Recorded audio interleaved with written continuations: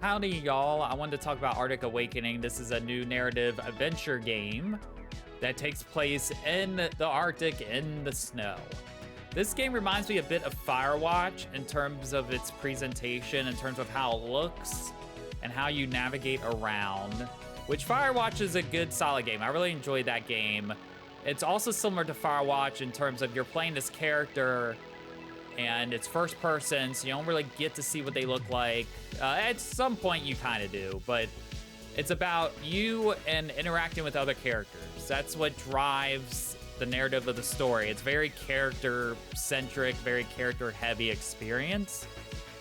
It's similar to Firewatch. There is a person kind of on a radio watch that you're talking to that you don't really see, but you're trying to establish this connection with this person that's another character that you don't really see, or you might eventually see, you don't know for sure, and that's what has to make this game work. It's a lot to ask of the player to get connected to a character that you're not physically seeing, and you're just having by audio. I thought the game did pretty well with the voice acting. That's kind of what has to make this work, and I thought it worked. Some of the dialogue was a little heavy-handed or a little cheesy, but the character action between the character you're playing, this person on the radio, and this other character who's almost pretty much a main protagonist as well in this game, the interactions between these three characters is what keeps you wanting to play and see where things go. So basically, you're playing this character who was a pilot of sorts. Something happens and her ship is starting to go down, and you have this other pilot friend that's like, oh bro, we're going down, I'm about to dip out, and you get to decide there like if you want to dip out with them or kind of hang on tight.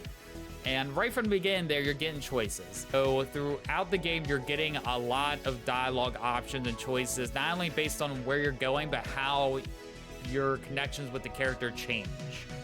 So you land and you've lost contact with the other pilot.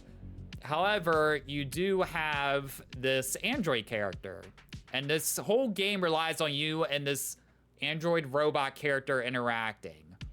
So they're kind of equal parts protagonists in this game, I feel like. There's never a time where you're really separated from this robot, like once or twice for a quick second, but these two characters are together the whole time. The other person that is lost, you're trying to find them, but you're only hearing them through the watch and the radio. Even at the beginning of the game, you never physically see them, you're just hearing them over the intercom. So you're trying to figure out where this other person is, trying to rescue them, but you're also trying to rescue yourself and get out of the woods, because you happen to crash right into the middle of like the wilderness, and there's snow everywhere. So this game is very white, very snow, opposite of Firewatch, pretty much. And you're talking with this android robot. It's somewhat in the future, but not too far into the future, but enough to where this robot is this like orb looking thing with arms, and it talks to you and has different facial expressions and likes to give you a lot of advice. And there's a push and pull in this relationship where the robot knows that the character has gone through some stuff, and it's like, oh, you should talk about it. They're kind of acting sort of like a psychiatrist in a way of, you gotta talk about your feelings, you went through some stuff. And then meanwhile, the character that you're connected with, that you're trying to save, is talking to you over the intercom. And sometimes you have a bit of a banter and beef back and forth where that character brings up stuff of the past, and the character you're playing is getting kind of mad about, and they're like, I don't want to talk about this, don't bring it up. Or they're kind of making fun of you based on the past choices you've made. So the character you're playing is getting mad at them, and then your character is kind of getting frustrated with this robot who's trying to bring stuff up too, and you're like, I don't want to deal with this, I don't want to talk about my trauma, I kind of want to focus what's going on. And that's a lot of the tension of this game. Depending on the choices you make, you could decide to explore that trauma and maybe learn more about yourself at the end, or hold it in and focus on what you're doing and kind of see what goes from there. Now, the game is split into 5 chapters. Each chapter took a couple hours for me to get through. It's a decent length game. Even though it's only 5 chapters, it took me maybe a good like 7 or 8 hours to get through. And after you get through each chapter, you get a credits roll, and then it'll ask you if you want to play the next episode, then you jump in. So the game is kind of meant for you to play it one episode at a time. Even though you can go into the next one simultaneously, it's kind of set up that way. So I would suggest playing one chapter a day and do it that way. I think that's the best experience you're gonna get from it. And the main reason why I say that is this. The gameplay of the game is you walking. It is a walking sim of sense. Again, it's a narrative adventure, but you're just walking from place to place, and you're collecting objects along the way. Sometimes you're collecting food to kind of refuel yourself. You have these cairns that you come across to kind of readjust your mental stability. But you're just walking and talking with this robot. You sometimes interact with levers and things like that, but you're walking in the snow most of the time. And you get certain changes of environments where eventually you'll get into these different buildings and things get a little bit more interesting. But at least for me, I was struggling playing with it, especially in the middle. I felt the middle between like 3 and 4, especially 3, I felt like the game started dragging a little bit. I felt like this game could have been maybe even shortened a chapter, and it would have been more tight of a story and experience. Because once the game gets kind of going, and then it's like, okay, I'm walking in snow, and then things start picking up, and it's like, oh, I gotta walk all the way back in the snow again. You're seeing just white everywhere. Everything looks the same. Sometimes I get confused on where I was going or go to the wrong place. Your robot friend will try to guide you sometimes where you can follow him, or he'll be like, I think this is the wrong way. But a lot of it starts to look the same. It's just trees, a couple gray buildings, and a lot of snow. And you just kind of start wandering in your mind. You start thinking about other stuff. I feel like I got taken out of the game a little bit because it's just like, yep, I'm just walking some more. And an environment, just to me, having it all look so much of the same, I felt like I needed it shortened down right in the middle there. So that was like my biggest gripe with it. It's just that it is almost too much of the same of an environment.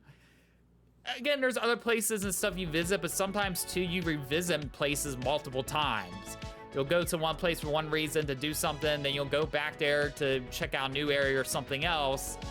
But again, it doesn't help when I'm already feeling like I'm walking in the same path like 8,000 times and I don't know what's happening. But later, I would say once you start getting the chapter 4 or so, that's where the story starts to really kick into gear as far as kind of the background or the lore. If y'all are into that lore stuff, that's where that starts kicking in, and then the game starts getting somewhat more interesting. But again, because the game is like so long, I felt like they should have done that chapter sooner and kind of cut out some of the middle stuff. And so I go from kind of being like, whatever, to be like, oh, this is getting interesting. Let's see what happens here. And by the end, it's interesting. It's interesting where it goes by the end. I wasn't like walking away from the game being like, oh, this is a big revelation. I don't know if I'm gonna remember this game as much as other narrative games that I played before. I don't think it's gonna stick with me as much. Having said that, though, the game is on a bit of a budget, but I thought the game was made well, considering. I thought the game looked good for the style I was trying to go for. I thought the audio sounded good. I liked the little bit of details they would throw in. You can like interact with tablets and pick stuff up just to look at. There's a lot of details on the walls you can just look at if you wanted to.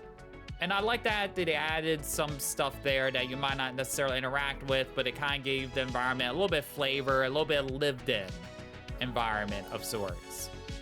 But yeah, you're going through, eventually you come across some audio tapes that you're listening to as you're going along, so that does help a little bit, because you're like, oh, now I got something to listen to while I'm going. There is music, but it kind of comes and goes. I would hear like little music beats for a certain point, but felt kind of muted. And then there was times where there was no music and I'm just walking through the woods and the robot wasn't talking and it was just dead silent, kind of awkward, and it felt like those beats would go on for too long. I did play this on PC. I played with the controller. Controller seemed like it worked fine to me. I didn't have too many issues. Once you get the initial chapter restart, there are auto saves for the game. And the auto saves are not too bad as far as being spread out. I didn't get frustrated if I ever messed up or anything. It was mostly for when I restarted the game. When I played it and then I dropped it and came back to it, I kind of picked up exactly where I left off. You don't really die or anything in this game. You can lose like your health and stuff like that. But even then, for your stamina slash sanity, right? I mentioned these Karens earlier, and I would use them on occasion, and sometimes a game would be like, oh, you should start using it, but I still felt that I was able to maneuver around for a while without needing one. Or if I took some food for a hot second, it would help me keep going, but I felt like I was able to walk and travel a lot before I felt the need to use any of these extra items to keep me going. And I'm not sure how much of that is supposed to be intentional or not, but that's what I just felt. And so I was always on the move. I like moving fast. There is somewhat of a run button. So I'm trying to haul butt as much as I can, because if I didn't even use the run button most of the time, I can't imagine like how much more this game would felt like a drag for me, because I ran through most of it. So I suggest doing that. If you start feeling a little drag a little bit, try to just run through it if you can. I mean, overall, this game, try it in short spurts if you like narrative games. If you do like a Firewatch, you might vibe with this one. But if you don't like walking sims, if you don't like character-driven stuff without too much crazy action or anything, you're not gonna vibe with this game. You'll probably think it's a little, I don't want to use the word dull, but it kind of a little bit slow. There's times when the game's a little bit slow. So if you're not the patient type and that's not what you want, then you're not gonna vibe with this game at all. But I think it's different enough that's worth checking out. I know it took them quite a few years to make this, so considering what they made in that amount of time was pretty impressive to me. And yeah, as far as like hitting the characters and all that go, I thought that worked pretty well. I don't know if the story that tied into I liked so much, but having those character interactions and being able to connect with this little robot and this other guy, it was cool. That's what mattered to this game for me. That's what made the game worth playing, was having those interactions with those characters.